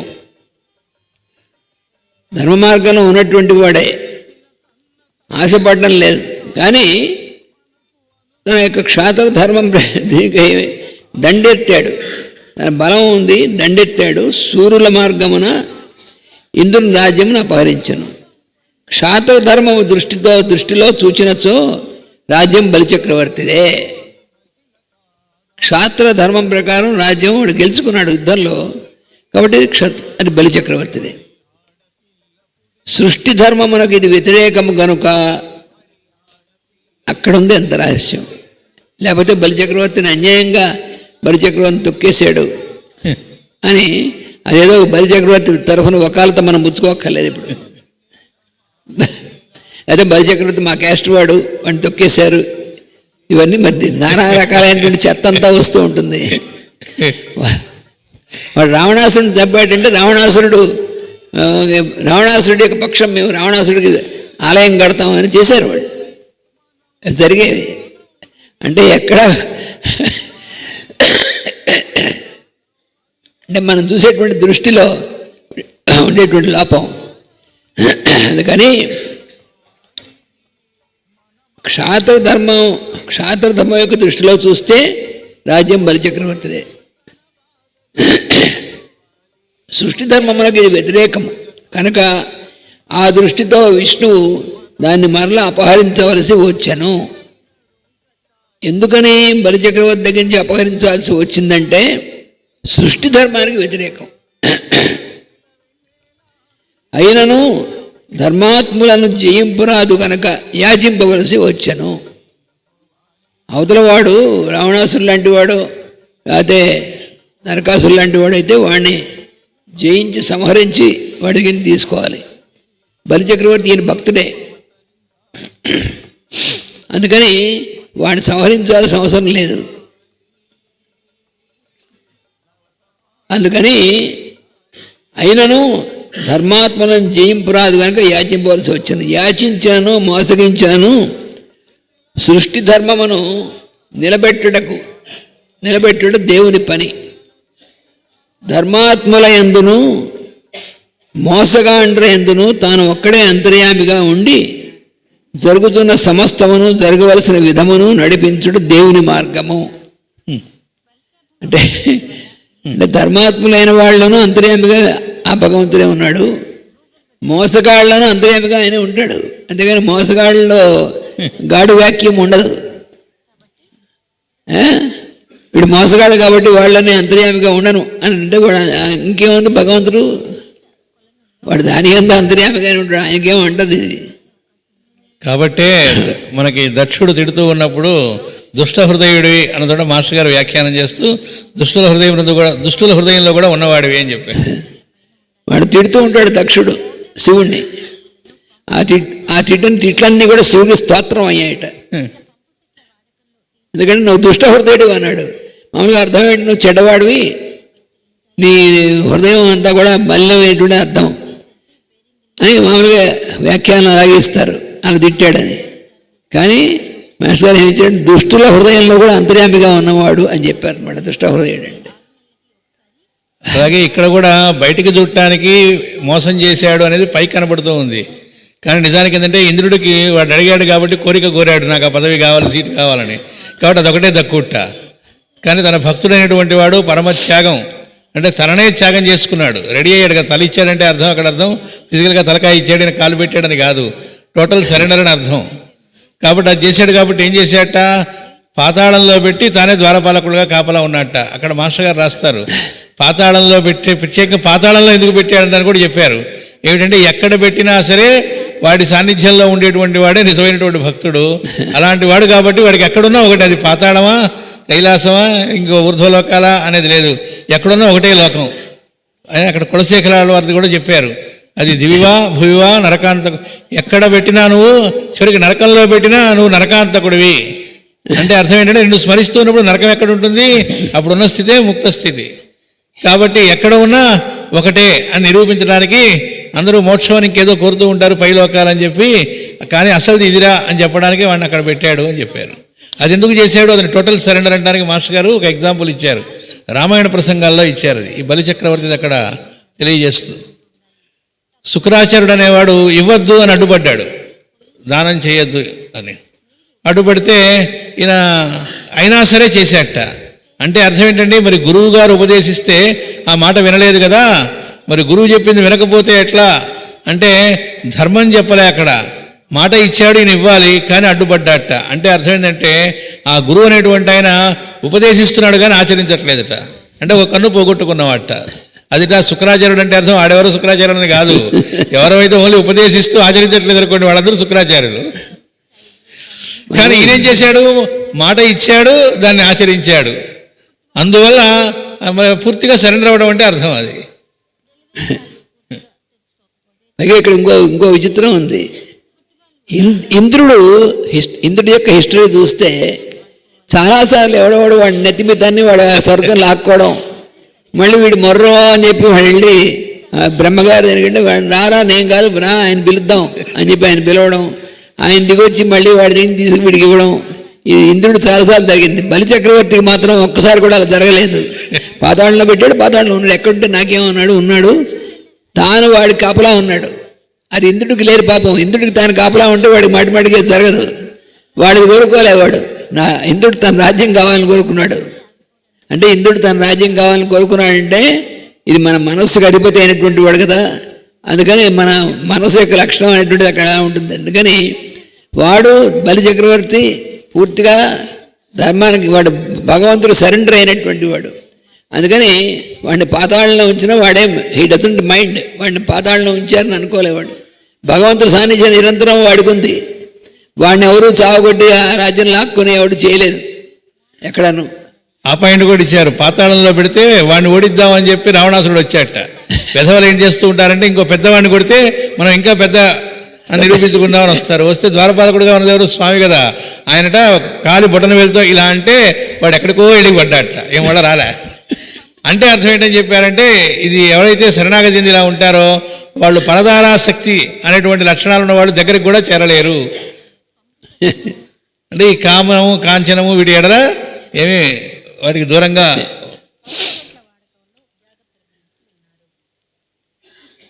వామనావతారం దగ్గర నుండి తర్వాత గల అవతారములలో ఎక్కువ భాగము మన భూగోళంపై జరిగిన మానవ శరీర జన్మల యొక్క అవతారములు. అంతేకాక మానవులు తల్లి గర్భము నుండి జన్మించి భూమిపై జీవితం ఆరంభించిన నాటి నుండి జరుగు జీవుల కథలకు ప్రతిబింబములు. వామనుడి దగ్గర నుంచి మన భూగోళంపై జీవుల జననం ఆరంభించిన క్షణము నుండి పరిణామముల్లోని దశలన్నీయును దాటి నరజన్మము కలిగినది. ఇంతలి మార్పులన్నీ నరుడు తల్లి గర్భమున వర్ధిల్లు నవమాసముల చరిత్రలో క్లుప్తముగా ఇముడ్చబడి ఉన్నవి. మనకి ఇవల్యూషన్ అన్నట్టు చెప్తారు సరే, పరిణామం క్రమంలోని దానిలో ఏ దీంట్లోంచి మానవుడుగా డెవలప్ అయి వచ్చాడో ఏ స్థితుల నుంచి ఆ స్థితులన్నీ కూడా ఈ మానవుడు తల్లి గర్భంలో ఇప్పుడు పెరిగేటువంటి 9 months ఉందే ఆ కాలంలో ఇవన్నీ కూడా క్లుప్తంగా అంటే బ్రీఫ్ మినియేచర్ ఇవన్నీ కూడా మళ్ళీ వాళ్ళు ప్రవర్తించాయన్నమాట.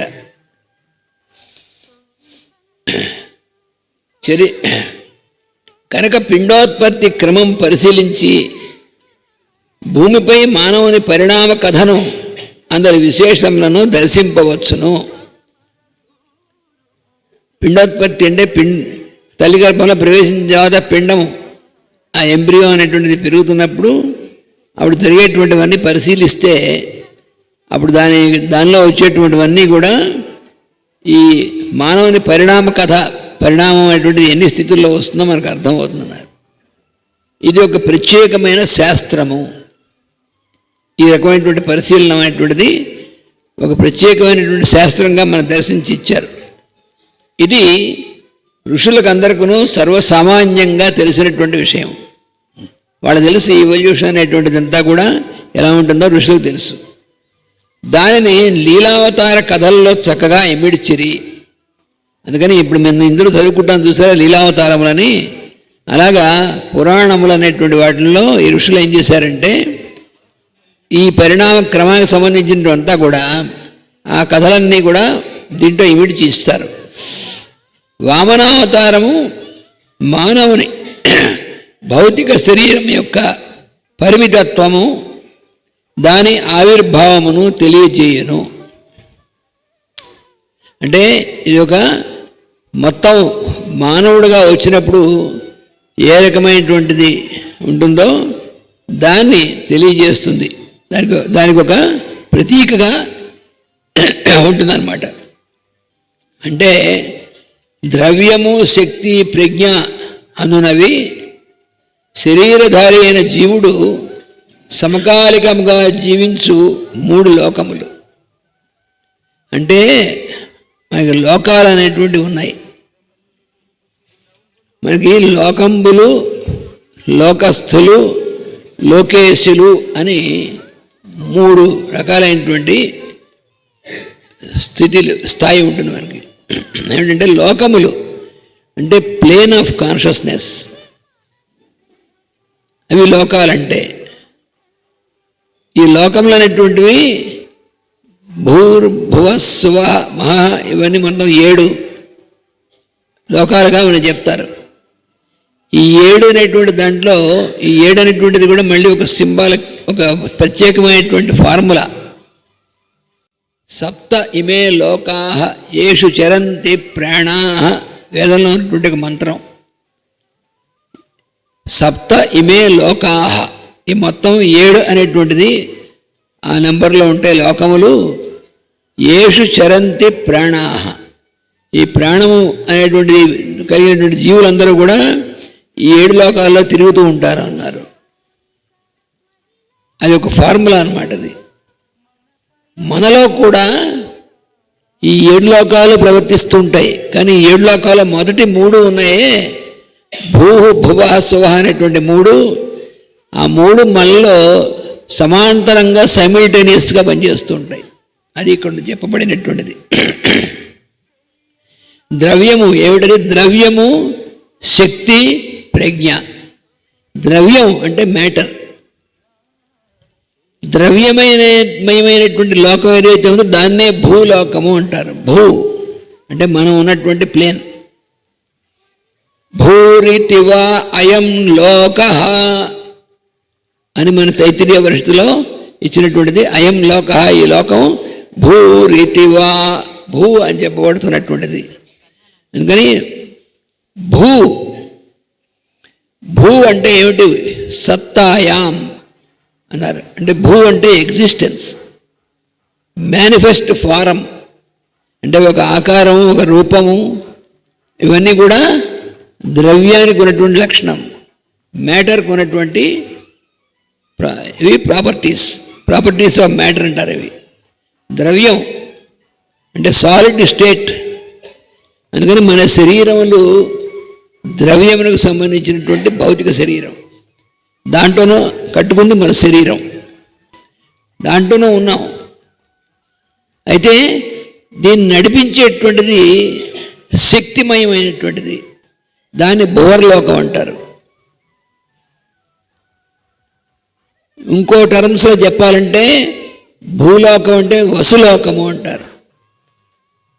ఈ వసులోకం అనేటువంటిది దాన్ని నడిపించేటువంటి దేవతల్నే అష్టవసువులు, 8 మంది వసువులు అంటారు.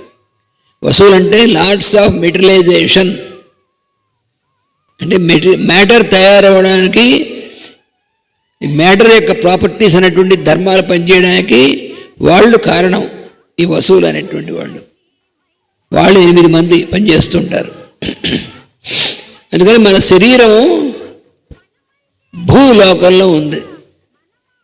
మన శరీరాన్ని నడిపించేటువంటి ప్రాణశక్తి భువర్లోకంలో ఉంది. అది ప్లేన్ ఆఫ్ వైబ్రేషన్ అంటారు. ఆ భువర్లోకంలో ఉన్నటువంటిది శక్తిమయమైనటువంటి లోకం. అది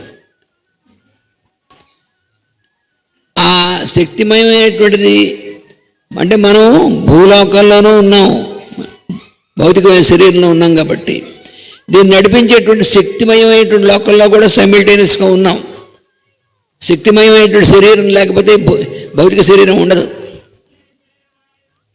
వైటల్ బాడీ అనేటువంటిది అయితే ఈథరిక్ బాడీ అంటాం. దానివల్లే భౌతికమైనటువంటి శరీరం అనేటువంటిది ప్రవర్తిస్తూ ఉంటుంది. అది అందులో ఎలా ఉంటుందో దీని మీద రిఫ్లెక్ట్ అవుతుంది.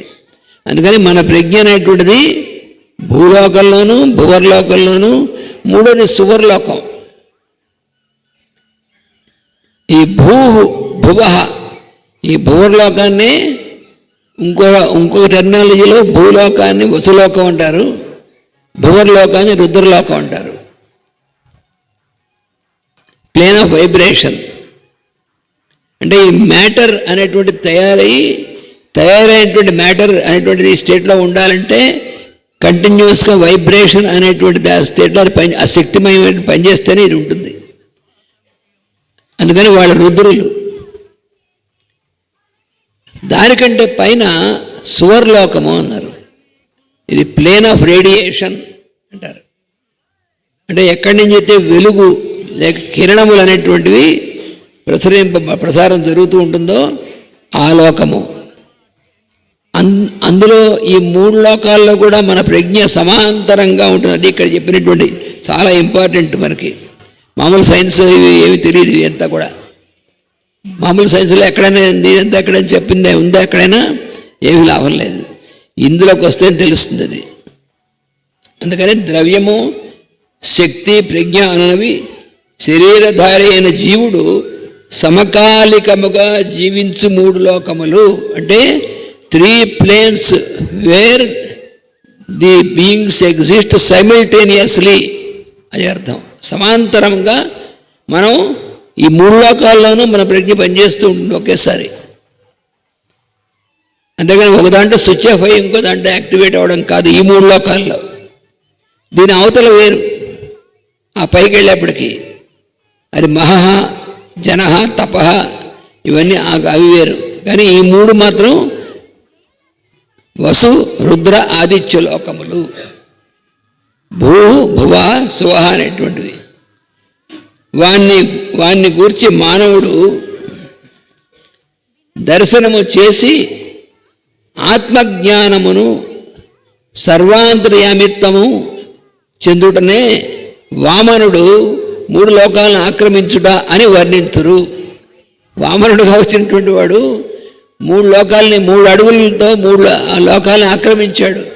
3 పదా విచక్రమే విష్ణుర్గోప అదాభ్య అని విష్ణు సూక్తంలో ఉన్నటువంటి ఒక సూక్తంలో ఉన్నటువంటి మంత్రం.